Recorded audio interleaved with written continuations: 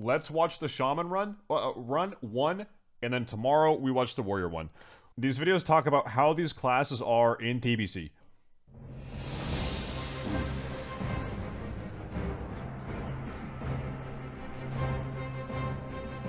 Alright, here we go. Hello ladies and gentlemen, WillE here. With TBC confirmed, it's about time we did a little bit of a class update. Let's take a look back at each class in the Burning Crusade, their performance overall, and hopefully help you make your choice moving forwards. We will be looking at what's new in terms of talents and abilities, leveling, PvE, who's the new king of the meter, PvP has much changed, and tier sets which... Wait, did that Boomkin... Wait. Leveling, PvE, who's the new king of the meter... That Boomkin shifted directly from Boomkin form into tree form. Is that even possible? Is that... I don't even think that's possible, right? Because you can... Oh, WillE. Not cool, dude. No, macros. No! Not No. You guys... Shut the fuck up. No. You guys don't get it. Just use a macro. No. Look, 2.4. No. Listen, okay? Listen to me. Listen, okay? Where is it? Tree of Life? Boomkin form. There's no... You guys are using... Just macro cancel form and... Shut the fuck up. No. Listen. That's such fucking zero IQ. Just macro it. You don't get it. You don't get it. This. Anyone that said macro? Wait, okay, we're done. Wait, we're done. Okay. Wait. There. Okay. Now. Anyone that said macro, you're gonna get BTFO right now. Wait. We're out. Wait, but Tree of Life is down there. Wait.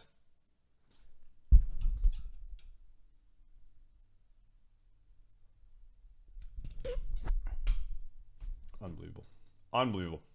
Okay. PvP has much changed, and tier sets which actually exist for every specialization now. And through this, I hope to answer, is your class any better now?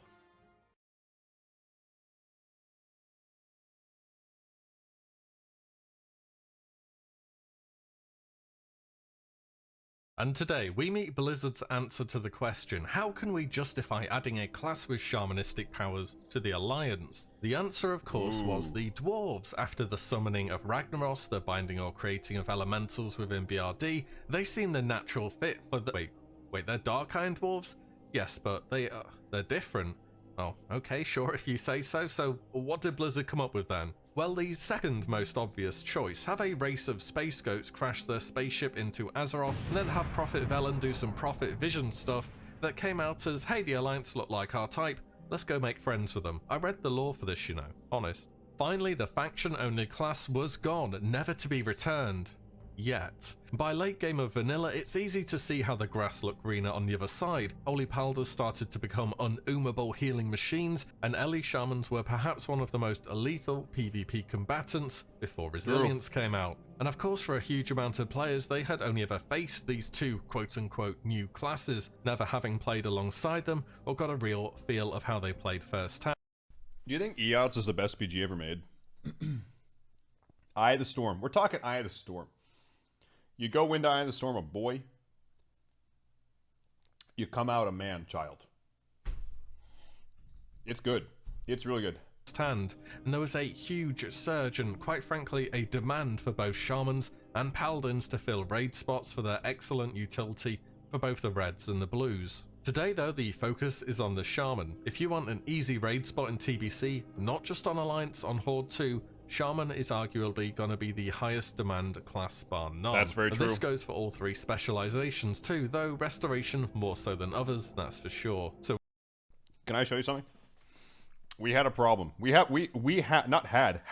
current tense, not past tense. We have a problem. This is the guild that I'm going to be doing TBC with. There's 2 raid teams. I'm on Team Coconut, I suppose. Stay safe. I am on Team Coconut, is my raid team. And I was looking over the team. Okay, you got some mages, you got some hunters. There is something missing. There's something missing here. Well, there's 4 things missing. Shamans. All 4 of them are shamans. What I'm trying to say is we're missing 4 fucking shamans. There's 4 shamans too few in this roster. We have 1 shaman. And you know, just FYI, you know that they're going to give it to the fucking tank. You know that, like, you know that they are. But the tanks need Wind Fury. You know they are. Oh, wait. Wait, do you think these are... Wait, are these... Wait, do you think these are shamans? Wait. Wait.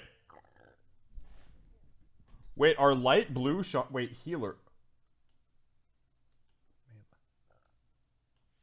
Oh, I thought these were healer mages. I thought this was a melee mage. Oh, man. Oh, that's so embarrassing. Oh, I'm so stupid. Oh, never mind. I'm not even mad. I'm not mad anymore. Actually, I'm actually really happy. I'm actually really happy. 3 specs to cover Yeah, and no, plenty I'm to good. talk I'm about. good. Let's get started, shall we?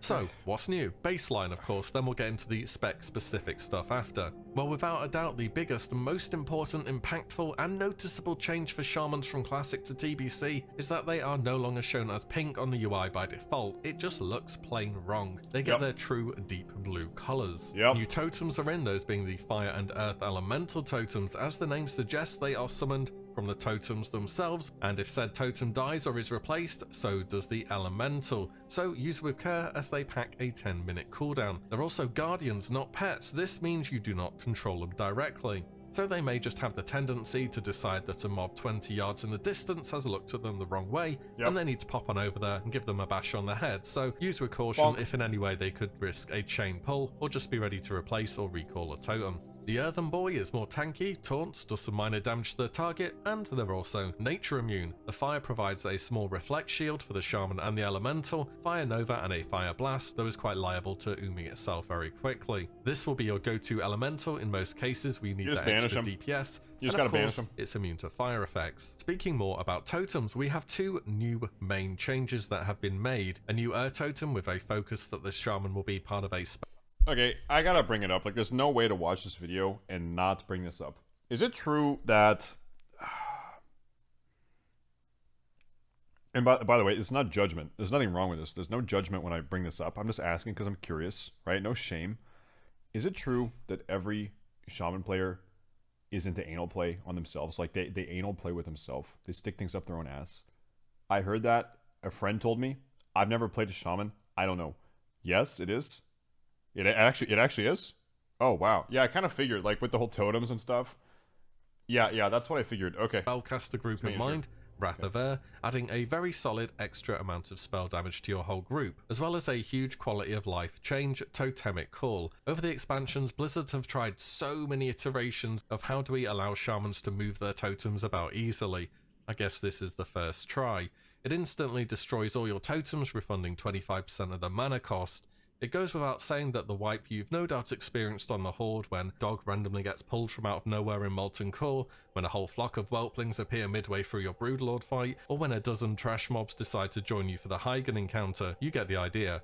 But yeah, there really is no excuse now. This allows much easier movement of totems and a lot faster. This is spicy. A new elemental shield was added, Water Shield, giving a very nice passive mana per 5 tool with the prop to restore some mana when hit. This all but replaces Lightning Shield in near all areas of content, bar a few. It's even free to cast. And finally, the big one. The reason why, on top of all the already great utility Shamans offer, the reason you're going to be seeing so many of them, this Gift of the Naru. Gift of the Naru on the Alliance is so good. It's a free heal. It's a racial ability. It heals for a ton. It doesn't cost any mana, and it's so good. Noise right here. Oh, Bloodlust. Heroism or Bloodlust. So in TBC, they are a little bit different from retail.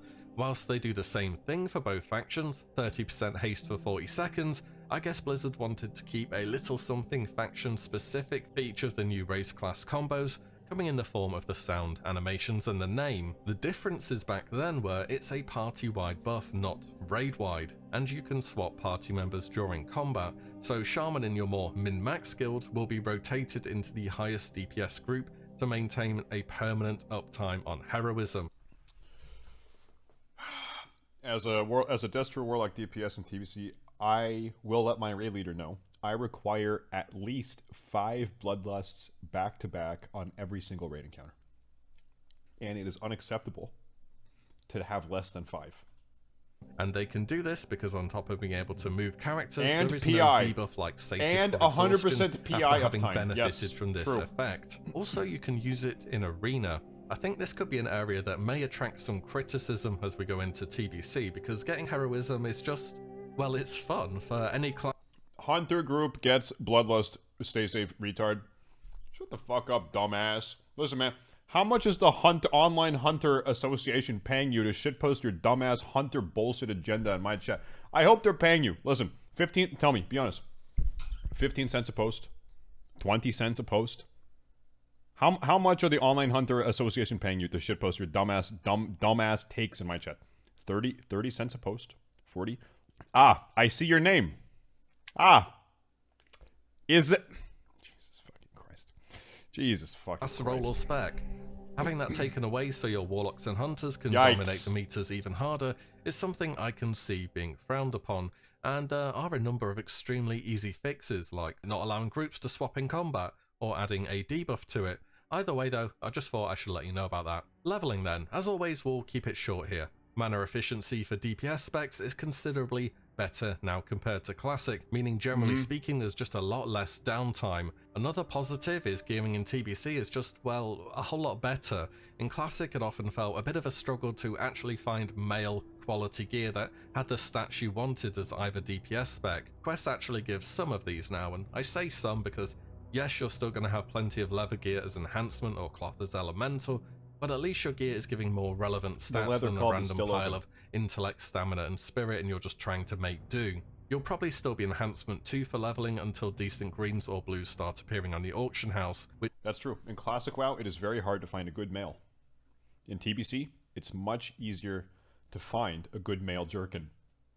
Which in time can make elemental a bit more That's attractive very of an true. option. Dual crafting on top of this gives Very a lot true. of new great rings and necks. And if at you're a all level shaman, that's values, definitely which what will you're be into. something else to aid out your performance. On to PvE then. This is where the Shaman really shines. Like we started off with, you want a raid spot, you want to think about Shaman. So in Classic, they are a bit all over the place. You see plenty of restoration, less elemental, and very few enhancement, generally speaking. In TBC, it's good news across the board. While still not really a meter-topping DPS class, what Shamans offer is just too big to ignore in any of their roles. Let's start with what is, in my opinion, the most improved out of the 3 specs, Enhancement. So for Enhancement, or actually just Shamans in general, they're a class they just have so many good talents in each tree that it's often too difficult of a choice to branch out into the other trees for extra support, rather than just cramming nearly all of your points into the...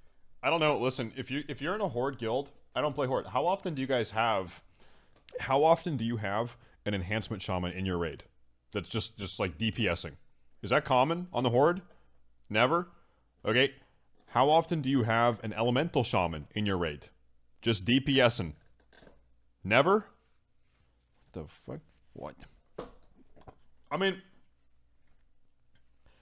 I feel like sometimes you see boomkins. Like, boomkins are kind of in the raid sometimes. Like, some guilds run a boomkin or run a red paladin. I kind of figured it'd be the same on the Horde, where it's like, yeah, some guilds have a... It's, like, not the best, but it just never. Literally never. Okay. Main tree, because you kind of have to. Here's a ballpark kind of enhancement specialization you will see in PvE. Changes with the spec include the threat generation from rock bite to weapon is gone, it's just flat bonus damage now. Whoa. The tanky talents are still there, though if enhancement tanks were rare in Classic, they're going to be next to non-existent in TBC, as Blizzard guided them much more towards their intended role, now having decided what that would be. The big new highlight for this tree is talents that make sure you don't go in about 30 seconds, including Shamanistic Focus, Mental Agility, and Shamanistic Rage, your end of talent tree ability, which also packs a solid 30% DR on top. I guess the big change here is that it's time to hang up the two-hander and become a dual-wield lightning god. Is two-hand enhanced totally dead though? In PvE, yeah, it basically is, yeah. A number of talents really benefit from dual wielding, such as the updated Storm Strike, as well as the fact you can have a Wind Fury on both your main and offhand weapon now. You also get 9% melee hits solely through talents as shown here, which is pretty incredible and streamlines your gearing a nice bit. The real selling point for enhancement and why your raid will always want one is Unleashed Rage, essentially a permanent 10% increase to your party's attack power. Goes without saying as to why this is so good. There's also just a lot more going for the spec in general now than there was in Classic. You've still got Totem Twisting, Storm Strike can actually be used as the... Who the fuck needs a second-by-second visual graphed raid DPS update add-on? Who the fuck needs this? Debuff cap is raised, as we will be using that Flame is so Shock as 2008. debuff. Your mana management is overall also much better, and though those big meaty hits from the two-hander are gone, it's replaced with a much more fluid and fast-paced feeling playstyle. So from one DPS spec to the next, just like Enhancement, Elemental has come a long way. Much as has been the case with the previous, a far better mana efficiency now, and can put out some very respectable damage early on into the expansion, but does not scale as well as other casters do. Here's an idea of what you may be looking at for Ellie. Elemental Focus gets a little rework to save much more mana, giving a spell discount guaranteed after a spell crit is landed, and believe me, Ellies are going to be spamming crits hard. You know what happens in TBC? There's a really big paradigm shift in TBC, and this I'm just reminded of it.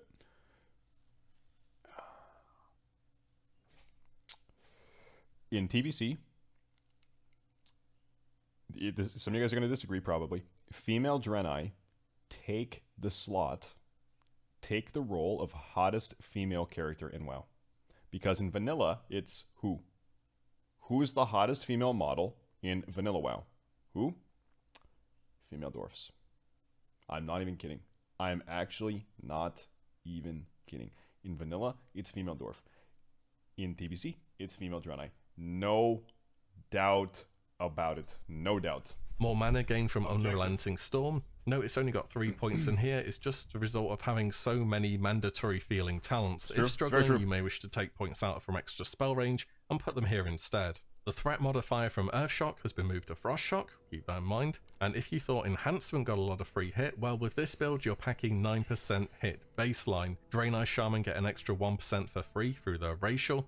And then you have Totem of Wrath, your end of talent tree ability, which gives a further 3, so you're looking at a possible 13% spell hit for Elemental before any gear. Dude. Speaking of Totem of Wrath, this is the big selling point for Ellie. 3% more crit and hit is... Plus, I mean, you're a Draenei, right? And so your racial is in what's called Heroic Presence or Inspiring Presence, whatever it is. It gives 1% spell hit to everyone in your party. It's insane. As a Warlock, dude... Being in a group with an Ellie Shaman, I get like, I don't know, it's like fucking 3% crit and like 5% hit or something. It's like, dude, it's nutty. Huge for your caster group. Note that it is a fire totem though, so the fire elemental is going to be sitting on the bench for most of the raid content. Finally, lightning overload. I like to think of this as Wind Fury for spells, an extra chance to fire off a duplicate spell, but with a damage penalty and no threat. This is where you can really fly up on the meters early on with some good RNG during cooldowns, and at least you can say as a shaman, you always know you're going to be getting heroism. Which leaves us with restoration. Here's something along the lines of what you will be looking at. The build depends on what kind of group you're going to be in, of course. If you're not in a melee group, you don't need these extra totem talents in the enhancement tree, and you can just put more points into restoration instead. When it comes to restoration, if you've been playing it in Classic, I can safely say you know most of what's up in TBC. I'd like to introduce you to your new best friend. They're called Chain Heal. Chain Heal is, yeah, it's really good. It gets even better now through talents as well. You've got Earth Shield, which is a solid upkeep buff. Remember to keep it on your tanks or a fellow caster or healer who could benefit from the spell knockback protection in some cases. For real though, raids often have multiple restoration shamans because they are so strong, and they bring heroism of course once again. If it's anything to go by how constantly high the demand is for restoration. It occurred to me, this is also another paradigm shift in TBC when Alliance get shamans. Now Alliance can sit AFK in Stormwind and make dicks out of Chain Heal. Because you know, y'all see those screenshots of Horde in Orgrimmar.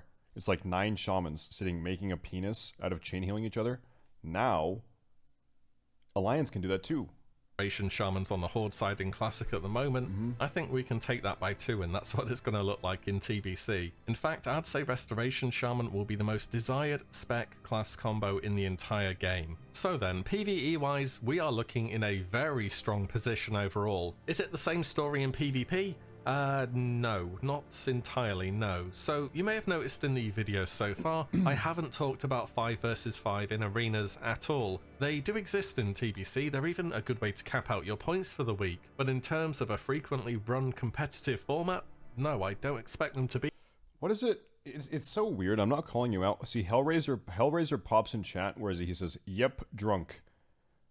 What is it? Just weird thought. What is it about? Because I do the same thing, and it's like kind of stupid and cringe, but it's like everyone does it, I think. What is it about being drunk that makes you go online and tell other people you're drunk? You know what I mean? Like when you're really fucked up, you just have to go in Discord and just like let other people know. It's crazy. It's a weird thing. Everyone does it, you know? That.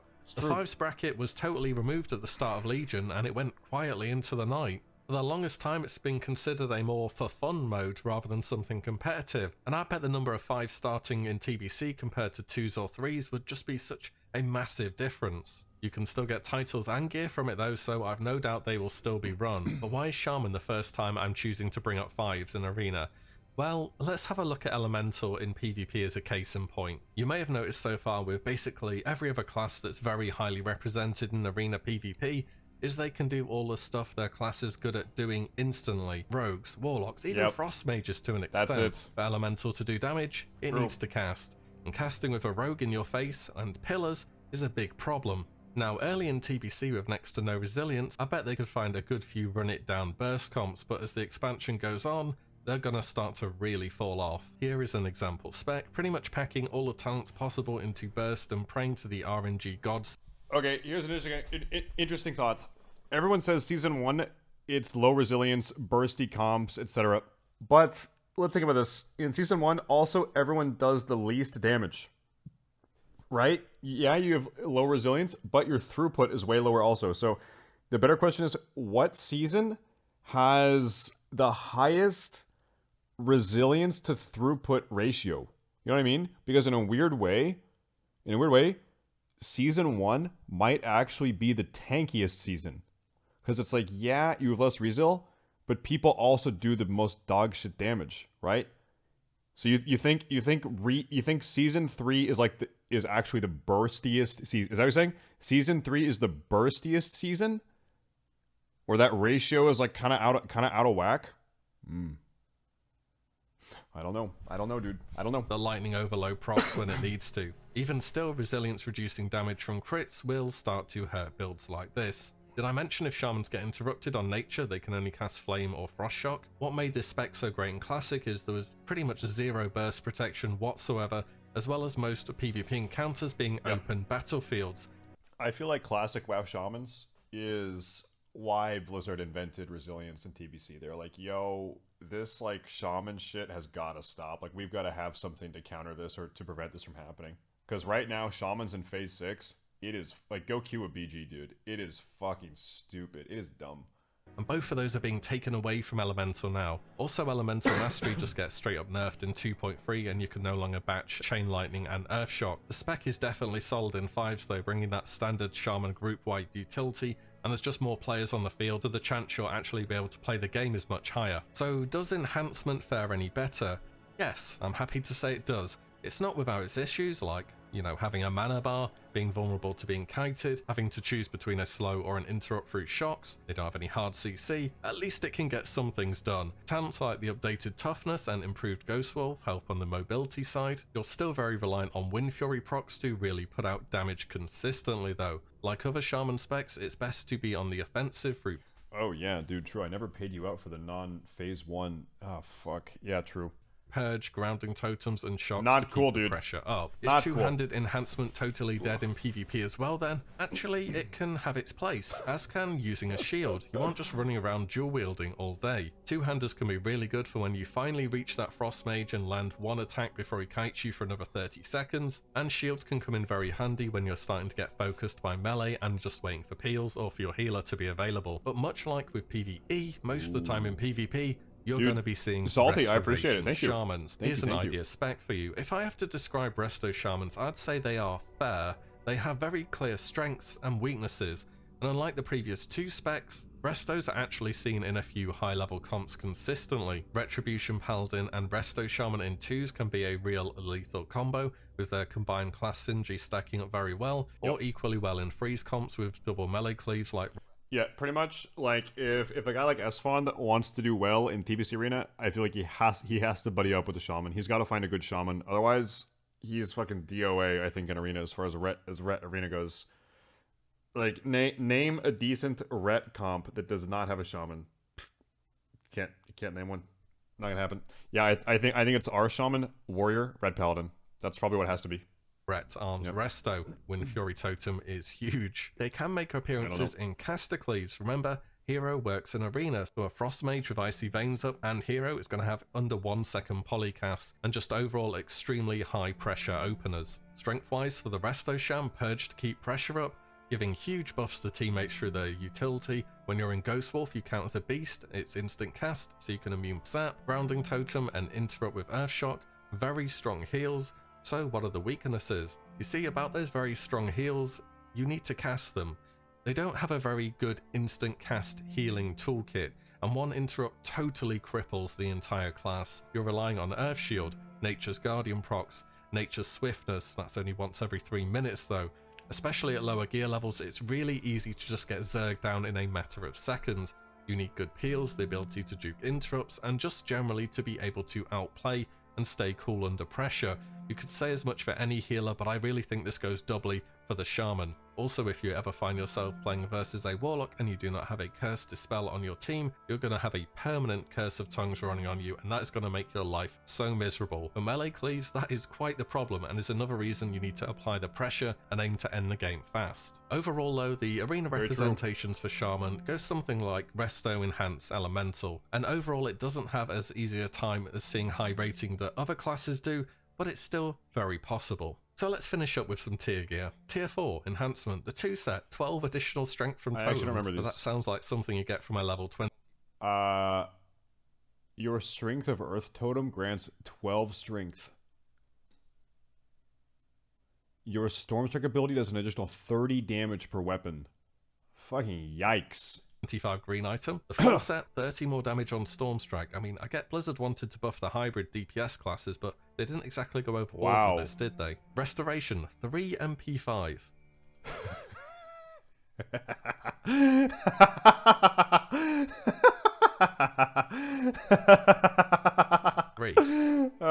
Smaller cooldown on Nature's Swiftness. That's actually not bad. Yeah, that's good. 20 spell damage. That's a bit more reasonable than the other 2 we've seen so far. Yeah, and a chance on crit to reduce the mana cost of next spell. Not bad. Mana can still be a concern early on. Tier 5 Enhancement. 2 set gives you a chance to get an instant cast Lesser Healing Wave.